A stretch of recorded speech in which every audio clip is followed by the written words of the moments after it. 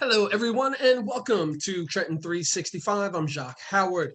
Thank you for tuning in. And as always, you can follow us on the social media platforms, Facebook, Instagram, and Twitter at Trenton 365. With me tonight is Kim Booker. Now, tonight is very special to me for several reasons, but we're going to have Kim talk about the organization that she's a part of, which is the Suppers Program. But personally, I'm very excited about this because of the relationship it has with the city of Trenton, New Jersey, and in particular, the Bethany House of Hospitality, where I was the project manager and the executive director of Urban Mission Cabinet, Inc. when that house and that organization was formed. So I'm really excited about that. So Kim, welcome to the Trenton 365 show. Thank you, Jack. I'm honored to be here. Very happy to be here. Awesome. So thank you so much. So let's talk about the idea of the Suppers Program, what it was born out of, the founder, et cetera, and then your relationship to it. Yes, the Suppers Program, it is a program that originated in Princeton, New Jersey, and the founder is Dora Mullen. And she started the program about 15 years ago in Princeton to just help people be aware about what they put in their mouth, how they're eating. So Dora Mullen, she started cooking with a group of people, sharing healthy topics, opened up her home to I don't know how many people per month, but she had a lot of programming going out of her home in Princeton. And I met Dora 3 years ago in 2017, and it was her intention to bring the program not only to Trenton, but to really impact the African American community. So when I met her, I was just blown away with the platform that she was a part of, where doctors came together, local farmers came together, people just from various aspects just were all interested in eating healthy and providing healthy foods to individuals. So we support one another in our intentions to lead a healthier lifestyle. And I'm a Suppers board member and a trained facilitator. And I do, like you said, I facilitate the Bethany House Suppers that was launched last year. I believe you were at our first meeting. Yes. And Pastor Karen Hernandez, that was a pleasure to really launch that. Dora worked with me in 2018 to launch the Soulful Suppers program, that the meetings that we host, and that was January 2018, and it's for African American women. So that meeting has been going for almost 2 years, and Bethany is coming up. Well, we're actually, yeah, we're coming up on 2 years. So that's that. She has totally revolutionized my eating with and my relationship with food, just from meeting her. And I'd like for you to speak more about the relationship of food, because I think that's one of those key things. Like, we know how important it is, and we know how certain things taste a certain way and how it can bring certain emotions to us. But I don't know if a lot of folks think about it from the aspect of the relationship they have with food. Yes. Well, with suppers, well, some people may or may not know that food is the first addiction.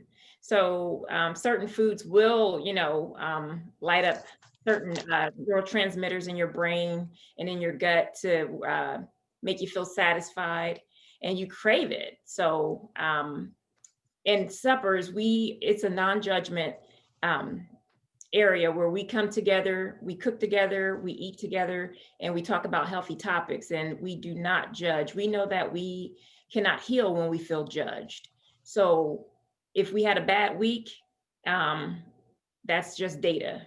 And that's one of our concepts. How you feel is data. How your food makes you feel if you're crashing after eating, a Snickers bar, or, drinking 2 cups of coffee. We just help you to in your journey to lead a healthier life, to do the experiments, to say, okay, I need to eliminate this out of my diet. So what we do actually, Jacque, we introduce you to whole foods and how to cook whole foods to make it delicious and tasty. You're not missing out on anything. We don't compromise the taste of any of our recipes and the foods that we serve. But we do show you to cook it in a more excellent way. So one of our concepts is nutritional harm reduction.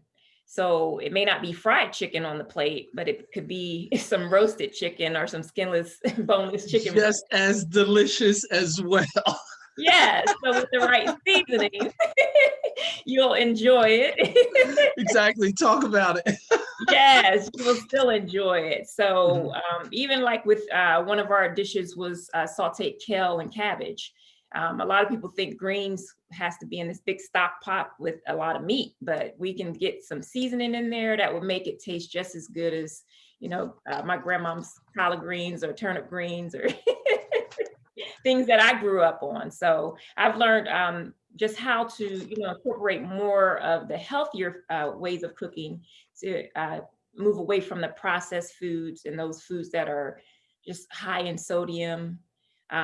So yeah, I have a love relationship with coffee. And when I first met her, we did a pilot program about blood sugar and just stabilizing your blood sugar. So she said, well, in these next 2 weeks, we want to see how you do on certain foods. And it was a breakfast challenge shop. And so she said, no coffee. And I'm like, oh my goodness, how am I going to get through these 2 weeks? So, I aced the whole breakfast challenge. The chili was actually good, Jacque. I substituted my bacon and eggs for the chili, the turkey chili, which is awesome. It's on our website. And I was more satisfied with the chili for breakfast. That concept just blew me away, but I miss my coffee. So I have a love relationship with coffee. But when I came back after those 2 weeks, everyone shared around the table how they, did with the experiment. And I said, well, I had to go back to my coffee. And they're like, okay, write it in your journal. That's data, no judgment. So I'm like, wait a minute. I stressed myself for all that time trying to come back to the table to say, yes, I, walked away from coffee, but I couldn't do it for 2 weeks. And it was like, okay, write it down. That's data. So for us, we do not judge. We, if you're telling me, okay, I want to try paleo. Okay, you're telling me I want to try vegan. You can experiment with any type of lifestyle as far as eating, and it's fine. If some people feel like, okay, I can't, I need some meat in my life, I can't just be a vegan, and that's fine. Whatever suits you. We do have signature meetings that are surrounded by like diagnosis, as far as like diabetes or cancer survivors. So those type of meetings will be, geared around the diabetes, if you're diabetic. So helping your A1Cs, bringing down your numbers. So those type of meetings are geared towards those type of people that are wanting the support in that, setting. There are other types of meetings that we also have, like the Bethany House, it's in conjunction with Pastor Karen. So some churches have opened up their kitchens and had hosted meetings. And we also have just regular cooking classes and where we come together and just learn knife skills. So there's different types of signature meetings that you can attend. Now, I'm sure because of COVID, there have been some changes to programming, et cetera, with the suppers program. If so, can you share about those? Absolutely. Since COVID, we haven't been able to meet in person. But we do still hold virtual meetings. My Soulful Sisters meeting and my Bethany House meetings have been basically check-ins. Just people are dealing with a lot right now. So with the pandemic and other issues that are going on throughout this country, we've just been checking in. Hey, how are you doing? Is there anything I can do to help? Some people are saying, I'm not coping. Well, that's just the reality of the times that we're living in. So really trying to share resources, what's out there as far as getting help. And again, without judgment, if you ate the whole cake, if you if you didn't have a good week, you didn't feel like making anything healthy, you didn't have a green leafy vegetable, it's okay. We just want to make sure that, our members are able to, make it day by day. So whereas we still, have on the calendar specific meetings and different webinars that people can take advantage of. We really want to make sure that we're reaching those that are a part of the program and making sure that they're okay. Mhm. And thank you for being candid as well with that, because I think that's also something that we need to consider going forward. Everyone has so much going on, and I think played itself out just in the sheer numbers of the election. We have two basically different groups of people that feel totally different about the way our society is, and we can just leave it at that. And you can, folks can take that however deep they want to take that, but just think about that. If half of the people that you encounter don't feel the same way that you do. Right. And I think that, we have to think about, as you mentioned earlier, the relationship with food, as well as the social distancing and the climate that we're in. It may be a lot easier now for that person who is not working their normal schedule or their normal job at all, where they could, hey, I'm working, I can avoid eating certain things. But now they may be in a situation where I'm just around the house and it's right there.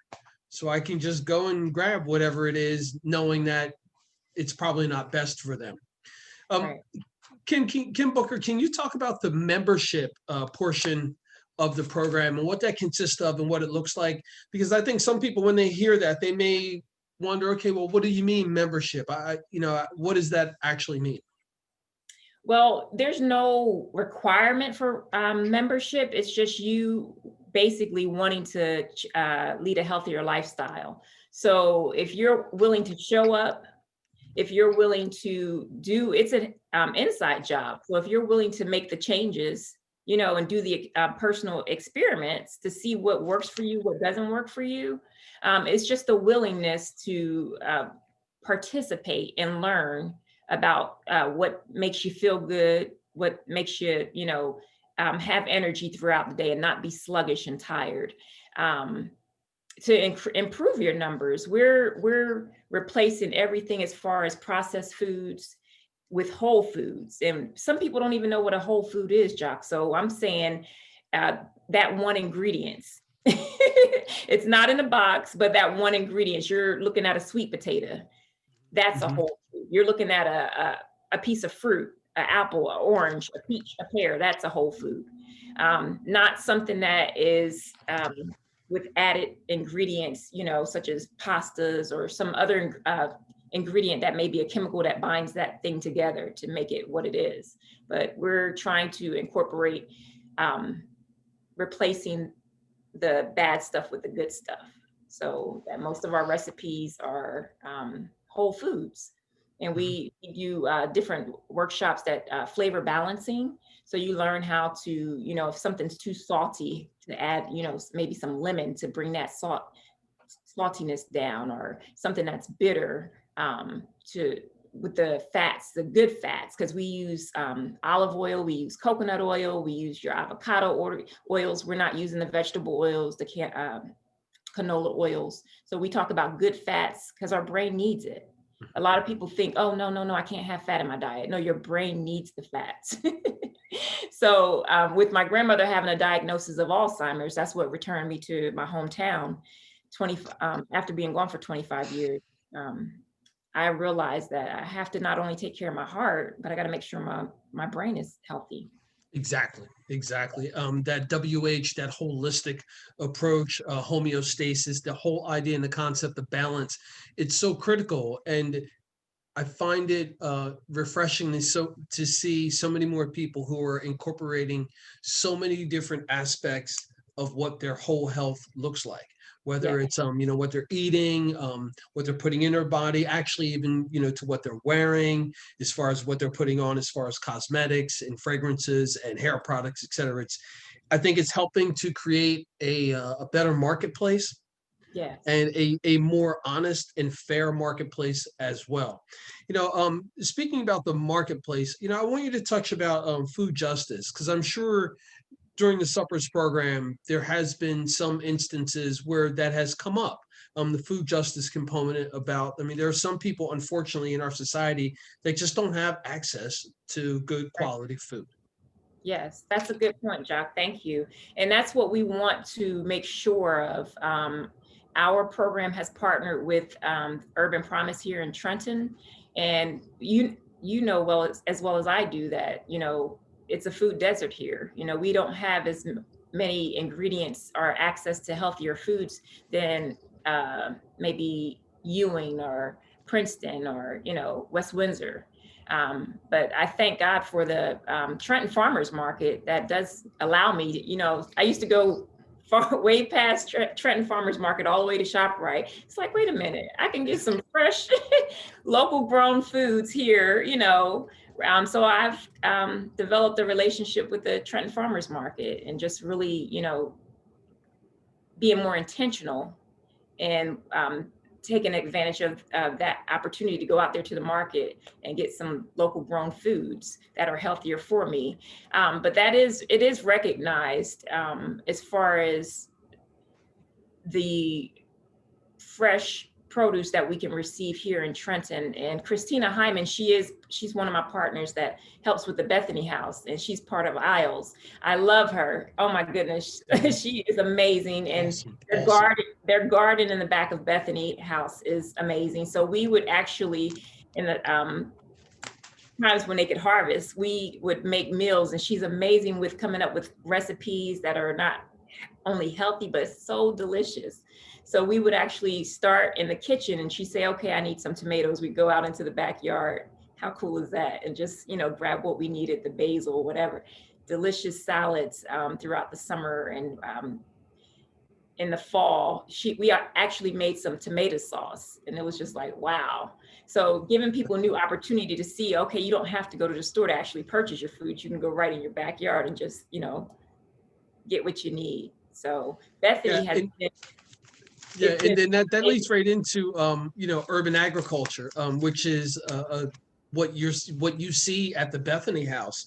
When the house was designed, the anticipation was that that would be a location for a gathering space, and that it would be a communal garden, and we'd be able to sell the produce or offset the produce and give it away to the local community, and some of the challenges that we found out early on was that some of the folks may not even have the ability to process the food or to make the food because of their living environment, which was a growing area for us, which I think helped Urban Mission Cabinet and the Bethany House start to think about how do we incorporate different non-American traditional ways to cook vegetables and to grow them. And then that's when we started getting opening up our eyes more to other programs like the Suppers program.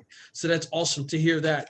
I want you to stick with urban ag a little bit. You touched on it when you said how, if you go right outside the house and you have vegetables and so forth, you're offsetting your cost, et cetera. Does the Suppers program work with any organizations to encourage people doing home gardening or anything of that nature? Yes, it's funny you would say that. Dora Mullen had a beautiful garden. She was on the corner of oh man, I can't, Patton, and there's another intersecting street, but her garden was amazing.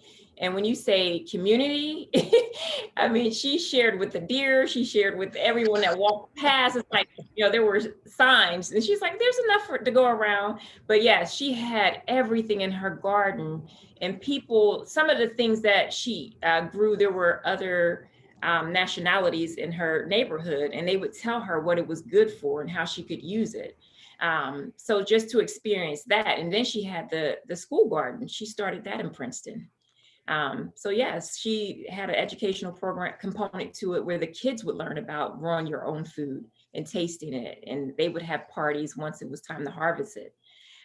So the school board actually honored her, I want to say 2019, the beginning of last year. Princeton School Board honored her with all the work that she did with the the school gardening program. Mhm. And there was actually a chef that came in, and he was working in the gardens as well and teaching the kids about healthy eating. So yes, that is, it goes hand in hand. My grandmother, unfortunately, she grew her food in her backyard, but I believe there were some heavy metals that may have contributed to her diagnosis of the Alzheimer's. She had, the concept, that's what she grew up on. Her grandparents were in the South. They had their own farm. She grew it here in Trenton, and I think there was some heavy metals in the soil. Mhm. So having those raised beds, as an alternative to it, that's awesome. Man, I tell you what, Kim, you've nailed so many key things. You ought to see my notepad. It's just full of stuff, man. All these check marks. I love interviews like this, man. This is just amazing. Nailing raised beds. We talked about Yeah. urban ag. We're just killing this. This is fantastic. You know, Yeah. um, Dora wanted to reach out to the African American community. It's obvious, and Yeah. I'd like for you, while we finish up, I'd like for you to really focus on that portion and you getting involved and the sisters, etc. Yes. Like I said in the beginning, when I met her, I just happened upon a talk that she was giving at the Whole Earth Center in Princeton. And this little lady had so much energy, and I mean, she just was just flowing with the knowledge as far as, your relationship with food and how it's should be used for fuel, not just, to satisfy what you were craving for that day. But I knew I had to learn more about it. So she invited me to another event that's really huge called Sourcing Health Locally. And that's where I saw the local farmers. I saw the medical professionals come in. I saw chefs come in. And on that same platform, from producing the food, growing the foods, to the doctors saying, okay, this is how you can improve your numbers, to a chef saying, okay, I'm using locally grown organic foods to serve to my customers. It just totally blew me away. So I knew I had to learn more about it. And when I started going to her suppers program at her home, she was so warm and welcoming, and she really had a passion. She said, Kim, how can I help you in your community? She said, I've tried pastors. She said, but I guess, I'm the wrong color. So I told her, I said, I'll do it, because I want to live a healthier life. I don't want to just grow to be 80 and 90, but not have vitality. I want to be in my right mind. I want to still have the energy, to keep up with my children and my children's children. So just learning a lot about the program, and then reaching out to a group of women that were part of Princeton. Some were mostly in Princeton, but some in the surrounding areas as well. We launched the Soulful Suppers, and it was standing room only, kind of like when I met you at the Bethany House. A lot of people, answered the call, and we had a solid group of maybe 15 women that would meet once a month, every third Sunday of the month. And we would cook together. Like Thanksgiving is coming up, we would take that traditional Thanksgiving meal and add the concept of nutritional harm reduction. So how can we, with the macaroni and cheese, do it a different way to where it still tastes good, but it's not all of these foods that are just lighting up our neurotransmitters and making us like crave more and more and more. So yes, we tried the sweet potatoes, not with the marshmallows and everything that's, all the sugars, but okay, let's reintroduce it to our palate with just a little bit of cinnamon. It's already sweet. It's already sweet. So that whole food, that sweet potato, can still be delicious without all the extra butter and syrupy and, sugars that we're so accustomed to, that little candied yam, you know?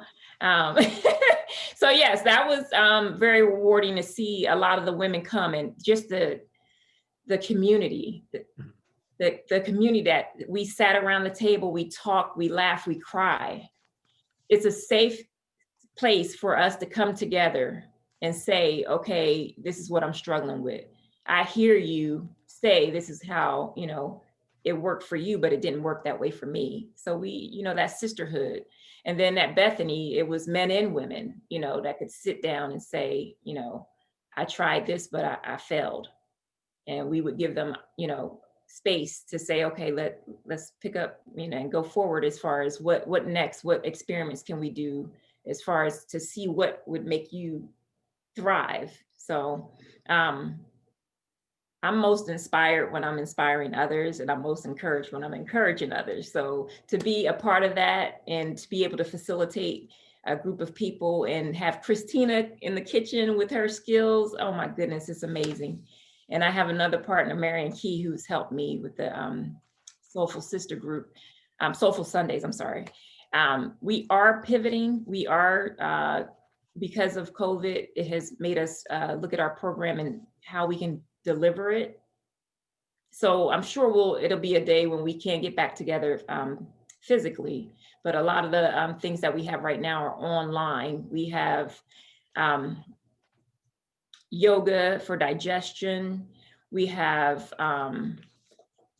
herbal medicine workshops with Tish Streeton. We have biochemistry of foods, preserving workshops where we're actually making kraut, and the probiotics that are in the kraut that you would think that is something really hard to do, but you have this cabbage, this chopped cabbage with a little bit of salt, and you're massaging and coming up with the brine, and you're jarring it in your mason jars, and it's something that you create, and it's so good for your gut biome. I mean, the probiotics are, millions, and I'm thinking it's something that is hard to make, but it's so simple to make. And this time of year, it's good to, spread the goodness. So if I have the time, I plan on making for Christmas a whole bunch of sauerkraut.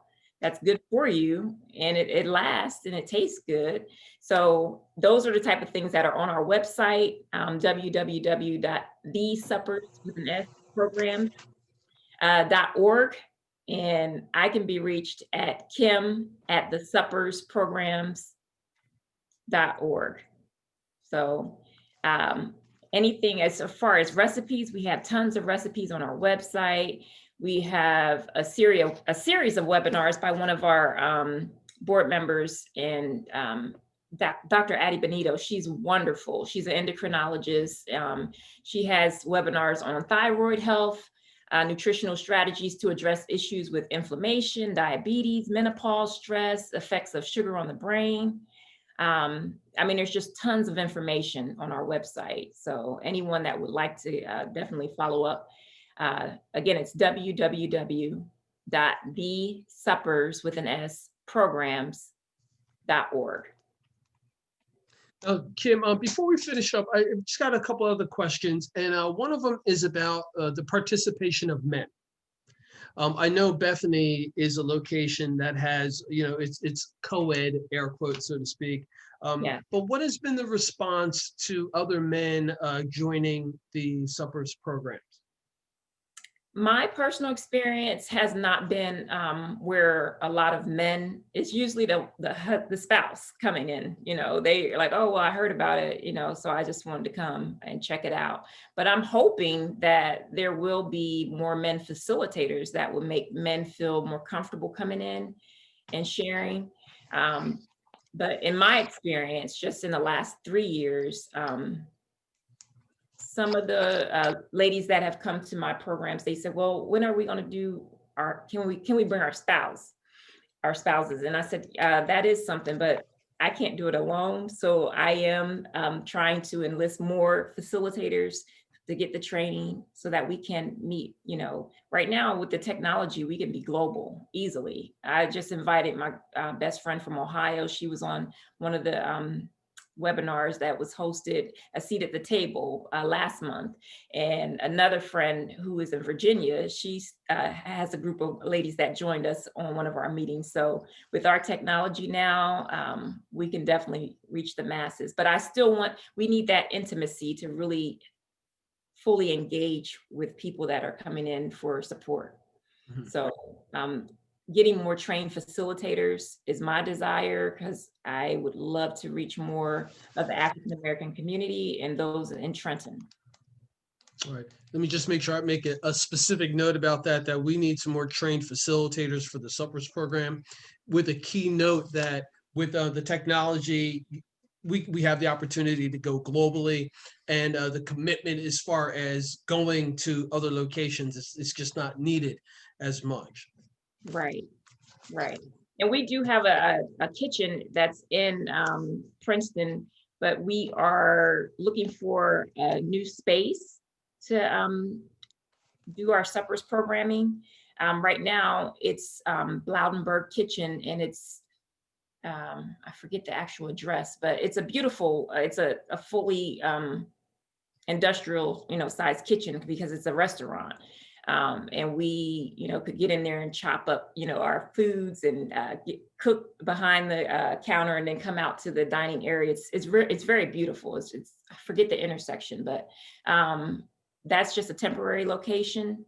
And right now we're looking for a bigger location. So if you know anyone. All right. So details, how big? How big? We'll put it out in the universe. I don't know. I think if we could hold a good 25 people. So about 5,000 square feet, something like that. Yes, probably. yes. If we could do that, that would be suitable. The parking has to be right. We need a garden space, definitely. So some land around it. All right, that sounds good. Well, Yes. I'm gonna be in touch. And I want to say thank you very much, Kim Booker from the suppersprogram.org. Yep. Yes. Kim, thank you so much. And we'll be in touch. I'm sure I'll see you over at the Bethany House of Hospitality. Yes. Thank you so much. Blessings to you and yours.